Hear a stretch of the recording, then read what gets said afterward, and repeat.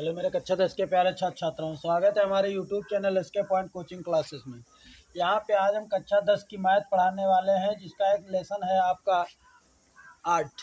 Lesson है 8, जिसका नाम है त्रिकोणमिति परिचय। पाठ का नाम है त्रिकोणमिति परिचय, जिसके त्रिकोणमिति कुछ सूत्र हमने यहाँ पे नोट किए हैं बच्चों, वो आप लोगों को याद रखने हैं। ये सूत्र बहुत इंपॉर्टेंट हैं। इसमें क्या होता है, अब यहाँ पे हम बताते हैं इसमें होता क्या है। एक ऊर्ध्व घटक होता है जिसको हम साइन कहते हैं, क्षैतिज घटक होता है जिसको हम कॉस कहते हैं, और ऊर्ध्व घटक और क्षैतिज घटक के बीच में क्या होता है आपका टैन होता है। ऊर्ध्व घटक और क्षैतिज घटक के बीच में आपका क्या होता है बच्चों, टैन होता है। तो इस तरीके से साइन कॉस टैन यहाँ 3 मान होते हैं, जिसमें साइन थीटा का सूत्र होता है लंब बटे कर्ण। एक त्रिभुज है जैसे मैंने लिया है यहाँ पे ABC, इसके 3 मान हैं, कर्ण, लंब और आधार। ठीक है, तो साइन थीटा वाला सूत्र होता है लंब बटे कर्ण, कॉस थीटा वाला आधार बटे कर्ण, टैन थीटा वाला लंब बटे आधार। और इसका याद करने का जो फंडा है वो होता है लाल बटे कक्का, यानी यल बटे के का मतलब साइन कॉस टैन। ठीक है, इसी तरीके से सेक थीटा बराबर सूत्र होता है कर्ण बटे आधार, और कोसेक थीटा बराबर सूत्र होता है कर्ण बटे लंब, और कॉट थीटा बराबर सूत्र होता है आधार बटे लंब। इसका फार्मूला होता है कॉसेक सेक कॉट, यानी कक्का बटे लाल। इसी तरीके से साइन थीटा का सूत्र होता है 1/cos cosec theta, cosec theta का सूत्र होता है 1/sin sine theta, sec theta का सूत्र होता है 1/cos कॉस थीटा, और कॉस थीटा का सूत्र होता है 1/sec थीटा, टैन थीटा का सूत्र होता है 1/cot थीटा, और कॉट थीटा का सूत्र होता है 1/tan थीटा, और कॉट थीटा का सूत्र होता है कॉस थीटा बटे साइन थीटा, और एक टैन थीटा का सूत्र होता है साइन थीटा बटे कॉस थीटा। इसको थीटा कहते हैं बच्चों। यहाँ पे मैंने एक बात लिखी है जो नोट में डाली है, बहुत ही इंपॉर्टेंट बात लिखी है। क्या लिखी है कि कोण के सामने हमेशा लंब होता है, सिर्फ कर्ण को छोड़कर। जब 90 अंश की स्टेज आती है तब वहाँ पे क्या होता है, कर्ण आ जाता है सामने, तो कर्ण लंब नहीं होता, बाकी सारा वही मान होता है। यहाँ पे एक हमारा न्यूमेरिकल दिया है जो आपकी प्रश्नावली 8.1 का है।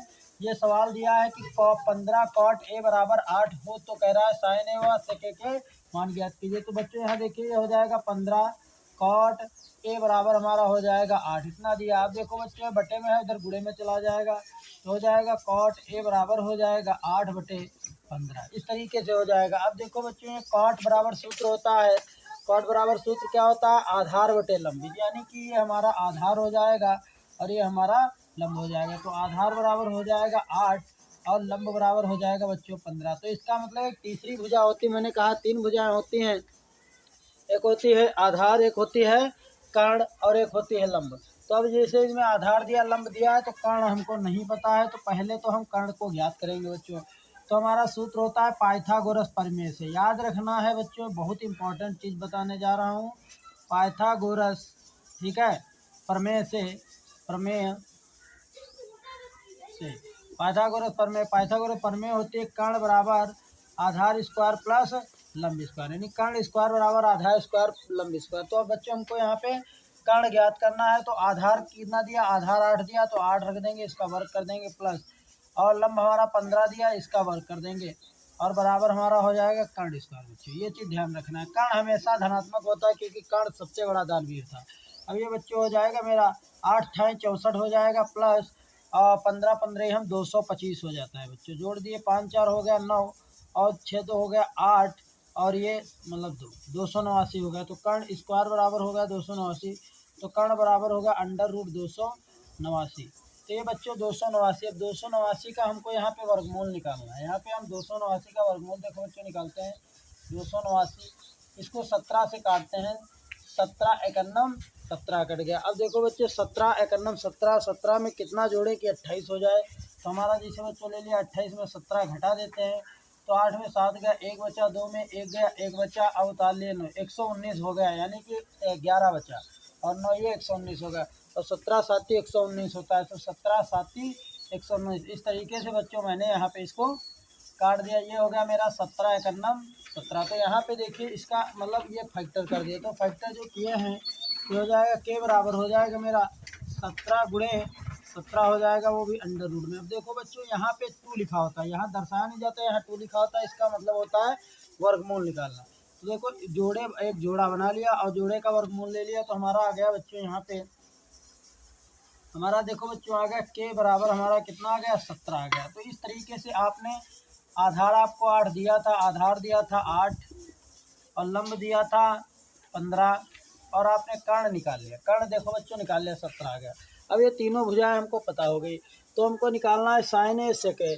देखो बच्चों ये साइन ए बराबर सूत्र होता है लंब बटे कर्ण। अब देखो बच्चों मैंने क्या बताया, यहाँ पे एक चित्र पहले बना लीजिए, एक चित्र बना लेते हैं समझने के, ताकि सवाल आसानी से लग जाए, जिसका नाम मैंने रख दिया। इसमें ये तो कुछ कह नहीं रहा है तो कोई बात ही नहीं है, तो सिंपल सी बात है, चित्र की कोई ज़रूरत नहीं है, जब कहता होगा तो बनाते हैं हम।